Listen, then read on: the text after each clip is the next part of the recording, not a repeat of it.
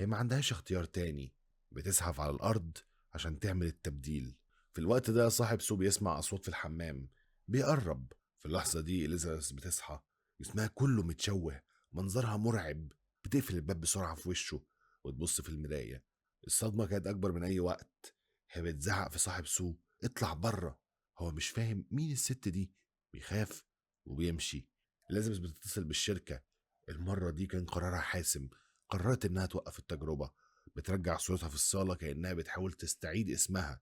بتروح تاخد شحنة الإلغاء، ترجع وتحط جسد سو في الصالة، وبتطلع حقنة الإنهاء. حقنة واحدة هتنهي حياة سو تماما. بتقرر إنها تديها الحقنة. بتبدأ الجرعة، ولكن أثناء ما هي بتديها لها بتوقف. إيديها بتترعش، مش قادرة إنها تقتل النسخة اللي عاشت النجاح اللي هي بتحلم بيه. هي عارفة طعم الشهرة، عارفة إنها لو أنهتها هتنهي آخر أمل إنها تبقى مرئية. فبتكملش بقية الحقنة. وهنا الفيلم بيقول أخطر جملة من غير ما ينطقها: أحيانا إحنا مش بنخاف نخسر حياتنا، إحنا بنخاف نخسر النسخة الأفضل من